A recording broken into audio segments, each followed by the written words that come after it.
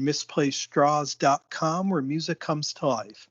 And my guest today may best be known for his time alongside the legendary Ronnie James Dio, but he's about to release his second record with really his all-star band, Resurrection Kings, called Skygazer.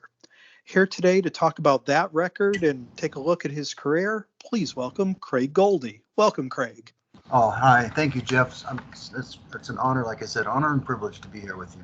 Thank you. Thank you. So, let's start with this new Resurrection Kings record, Skygazer. The lineup, yourself, Chaz West on vocals, Vinny Appice on drums, and is it Alessandro Del Vecchio handling all the bass this time around?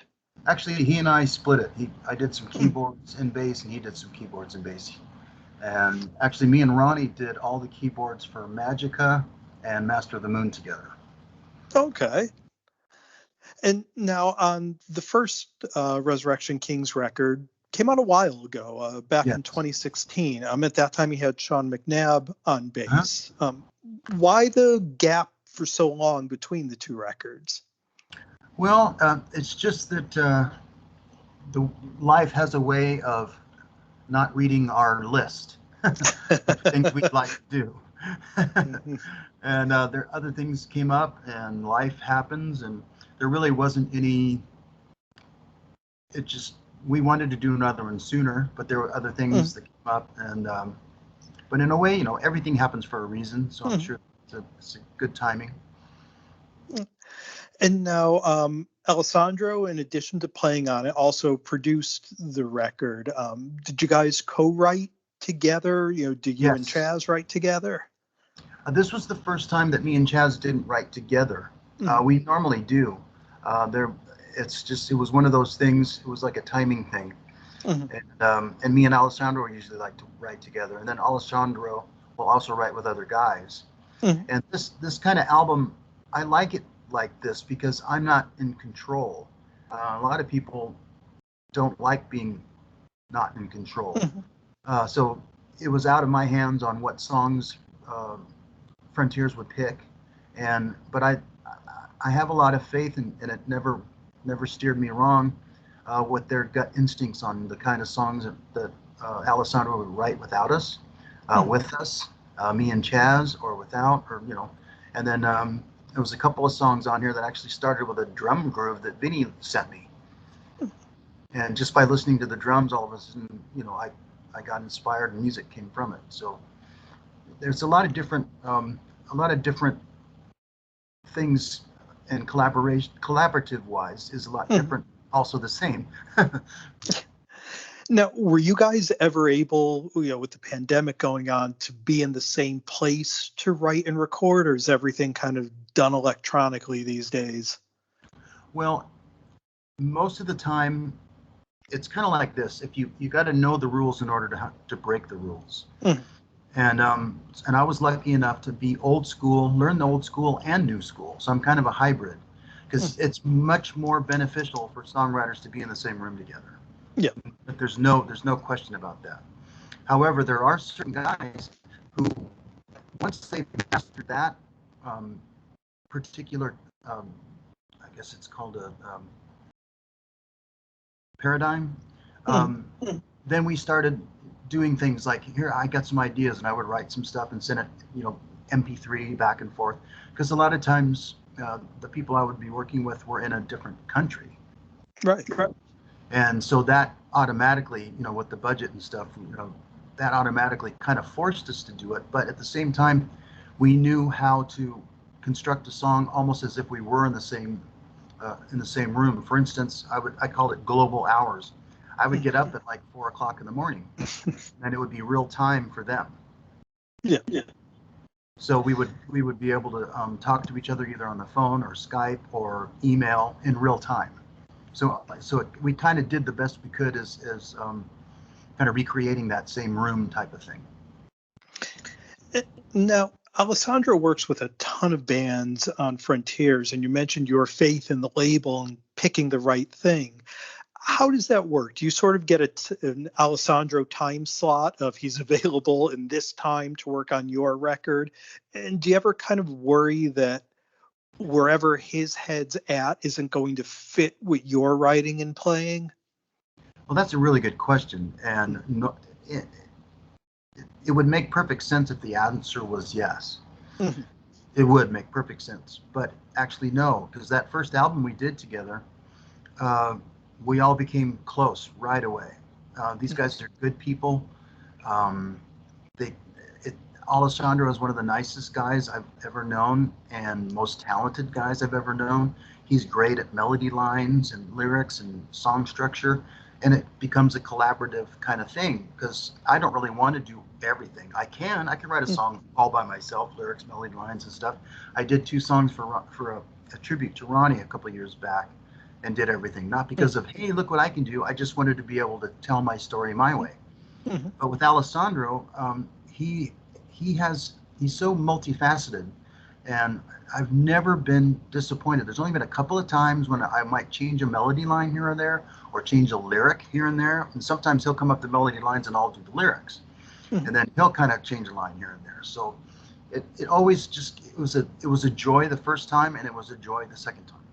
Oh, it's good to hear, and it shows on the record. I mean, it's a great record. It's a Oh, monster riff record. Yeah. thank you. And yeah, I mean, tracks like Tears and Angry Demons, they kind of have riffs that just stick in your head. Are Oh, that's these funny. tracks? That's one I did myself. I forgot about that.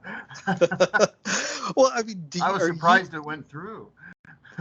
are you the kind of guy that has sort of your riff library on your phone that you're always writing, or do you do it specifically for the project? Actually, both. It's interesting Mhm. you bring that up because on my phone, I'm running out of space. I had to get a new phone and eventually transfer all of the recordings that I do Mhm. because there's all these different projects going on, and sometimes people that are friends of mine, or sometimes I'll just be introduced to somebody from the rock and roll fantasy camp Mhm. uh, network. Sometimes it'll be the campers, sometimes it'll be the Mhm. talent, and so sometimes I just got into the habit of like I do what's called a lyric pool. Mhm. And my girlfriend makes fun of me, but it became a norm for us. We'd watch a movie and I'll hear something really clever and I'll hit pause and write it down or text it to myself or something. And she's like, "What are you doing?" I was like, "Well," and then little by little, she actually has said a couple of things that I said, "Wait a minute, what did you just say?" Then I write it down. Or if I wake up, I'll have dreams and I'll wake up with a riff in my head and I'll have to sing it into my phone. And sometimes I'll be watching a movie and it has this really cool dark chord. I'm like, what the heck is that? So I record it on my phone and then sit and try and figure it out. Yeah. And then not actually steal it, but try to figure a way to twist it around so it's just I've been inspired by, not ripped off by. Mhm. And So, anyways, real quick. So there's probably yeah. about over 200 little recordings on my phone. Well, that means we have plenty of music to come still. So that's a good thing. Yeah, and looking back through your career, I mean, you first hit the scene with one of my favorite bands of the era, and that's Jeffrey. You were on the first record, Yeah, and then the Dio opportunity came, and Ronnie produced the early Rough Cut demos that you were that's right. on pre-Jeffrey. Is that where you guys first started a relationship, or was it just you did those demos and then met him later on when the opportunity arose? Well, quite honestly, it started from the moment we met, but it Mhm. did have to do with the rough cut demos. Um, I was living in my car at the time. Mhm. I came from a very abusive family, physically and verbally. That stitches and hospital visits Mhm. and things. So I got tired of that. So I bought a car for my guitar lessons and lived in it. And a friend of mine's father had a business, so he gave me a job I was too young to have, and I owned a car I was too young to own. But I had a job, and I had my clothes in the trunk and bottles of water to rinse and wash my hair and shave in the rearview mirror in a cup and a bowl, things like that. So I was homeless, but I still had a job. Yeah. Uh, and then 5 years later, headlining Madison Square Garden Mhm. with Ronnie, doing songs that we played together. So in the middle, there was a guy out here in San Diego that sounded a lot like Ronnie. Him and I were getting a band together, and he ended up going up to LA for the audition for a band called Warrior, Mhm. uh, Perry McCarty. And so he felt really bad about leaving me behind. He thought he left me behind. So he says, give me some demos of yours, I'll pass them around. So it turns out that the guys in Warrior were friends with the guys in Rough Cut. I always get sad when I say this first thing is when Randy Rhoads passed away. That just hurts my heart till this day. Yeah. But then Jake E. Lee took his place, and Jake came from Rough Cut. So there was an opening in Rough Cut. And God bless Ronnie and Wendy and Perry McCarty, because they got one of my demos. And I remember now the story that I've heard it from everyone on all different angles, and it's really kind of cool because he says, we got to get this kid up here. But how do you find a kid who lives in his car? And so what happened is I still try to help friends and stuff. So when I'm in a position to help, lend a hand, I do. And so at one point I did have an apartment for a little while with a job, and I let one of my friends stay there. And then later on down the line, I needed a couch. I just got tired of the car, and he said, hey, let me ask my friend if he'll let you. So I slept on a couch that didn't have cushions. It was dogs. And they made me, kind of clean up the dog poop and run errands to earn my keep. And then, but that house had a phone. And they located me. And next thing I know, I'm driving up to LA for the auditions, but I don't have an amp. I only had a guitar. So Ronnie and Wendy actually rented an amp and cables so I can take part in the auditions. They had plenty of guys there. A lot of guys already had the following. They had all the gear. They had the look. They had the following from their other bands that they were in, besides the band they're in now. And they could have just eased on in. But Ronnie was like, something about this kid. We got to get him up here. And then the night before, I was staying at Perry McCarty's apartment. I came up and spent the night there. And his guitar player, Tommy Asakawa, the phone rang, and he looks at it and he looks up at me like the President of the United States just called his home and handed me the phone. And all of a sudden, somebody from the studio says, Ronnie wants to meet you. He's going to be there for the audition tomorrow. I'm like, oh. So that I couldn't get any sleep. And so when I walked down the hallway it was auditions in a recording studio. So the drum room was large enough for the band. Then the control booth was large enough to have like a couch and stuff for people to sit. And on my way in, there was Ronnie and Wendy sitting on the couch. So imagine that moment, Ronnie being my favorite singer of all time. And I'm getting chills just thinking about walking down the hall. And before I enter the room, there he is. It's like, wow. That's cool. The first thing he said to me was, don't be so overwhelmed. He goes, I'm a fan of what you do as well. I'm like, yeah, right. But I didn't say that out loud. And I told him, I really am a fan. At that time, everybody was a fan of Ronnie because everybody wanted a gig. But it was the truth. And he knew it. And so I said, especially your lyrics, and you say one thing, but you mean another. And he kind of looked at me and goes, what do you mean by that? I go, well, I mean, you pick these subject matters that have two opposing sides that couldn't be more diametrically opposed. Yet during the song and when you play live, they come together, and that each guy on the other side thinks that song is about them. It's a dark theme, but a positive message. And he grabs my arm and he goes, that's right. And little did I know at that point, him and I had connected on a thing that began a friendship for over 30 years. He sat in on the audition. He got inspired. We did Man on the Silver Mountain and Heaven and Hell together. He came over to me in the middle of Man on the Silver Mountain and Heaven and Hell and goes, what's the lyrics for the second verse? I'm the day. Oh, okay. The lover of life. Oh, And to this day, once in a while, he'll come over and goes, what's the lyrics of this? Or he'll look at me and go, now? It was just, we had this, we were friends. So we were working in Rough Cut and doing demos, and I just looked up at him, and he could tell that I was having a hard time because nobody in the band in Rough Cut actually wanted me. They wanted their friends in there so they can monopolize the songwriting. And so Ronnie looked at me and he goes, kid, if Vivian ever doesn't work out, you'd be my first choice. And then off we went. And then, little by, that's why there were no auditions. Vivian was out and I was in. Wow. And you came in and you did that great record, Dream Evil, which was just an amazing record, and a little bit of a change of pace naturally from what you brought to it. Why was your first stint with Dio just the one record? Well, one of these days I'll say why. Because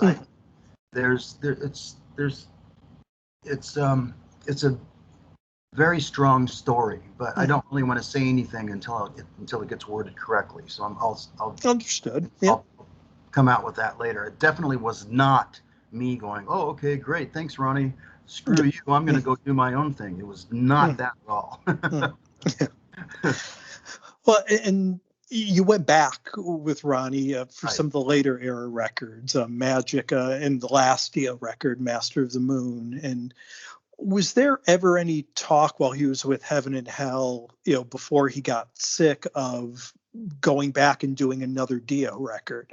Wow, that's a really good question, because it's got this is one of the saddest stories, and one of the stories I'm the most proud of combined. When he was diagnosed, he was in Heaven and Hell, for all intents and purposes, Black Sabbath. Then at one point, his doctor looked at him and says, you can do anything. You got a clean bill of health. You can do whatever you want.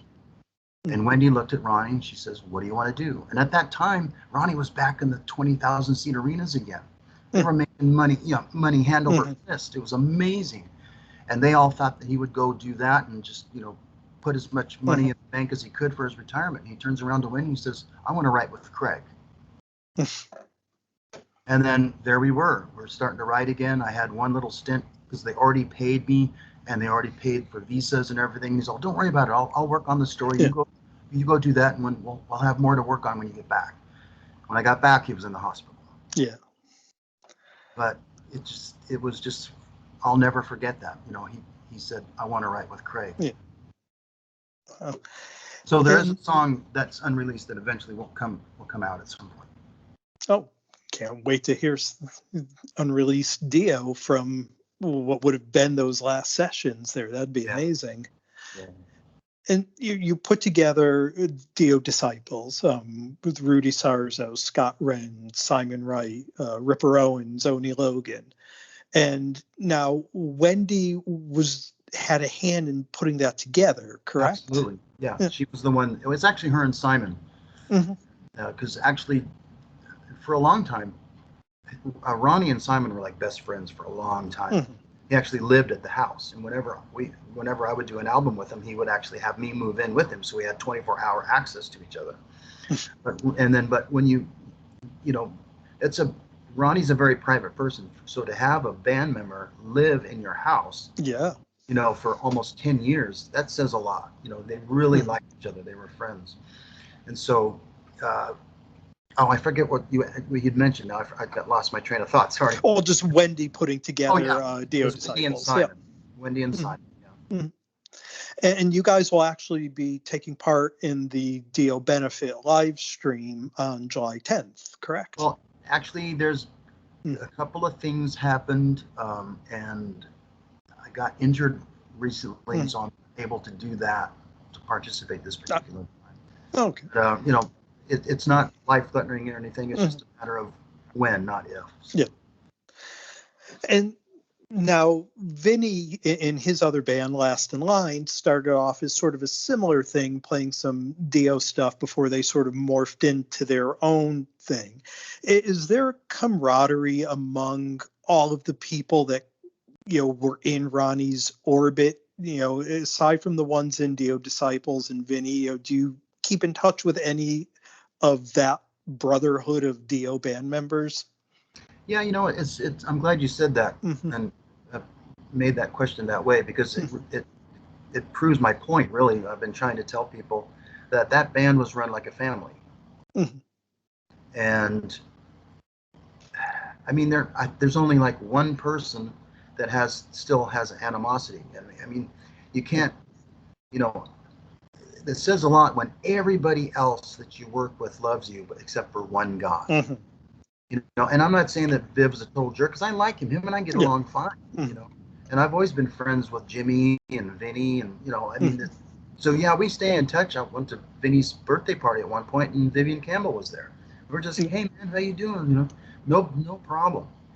because it's a family. And for me, Yeah. it wasn't a gig or a job. It was a dream come true. I can imagine. I think for every musician that's ever played or loved music, Ronnie James Dio is what you aspire to. So I Absolutely. totally get that. Absolutely.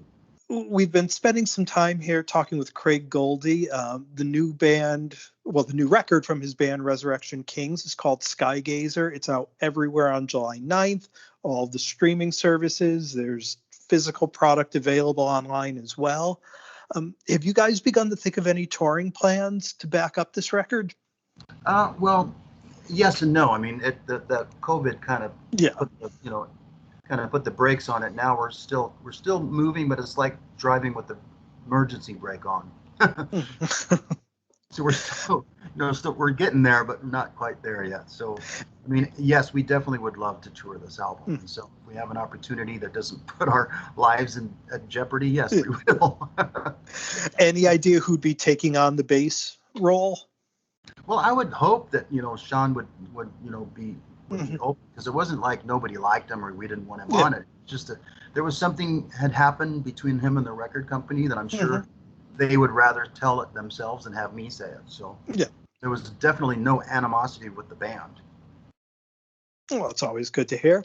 Yeah, I mean, I love that guy. He's an awesome bass player, super amazing player. I mean, I didn't know how good he was until we started playing some shows together.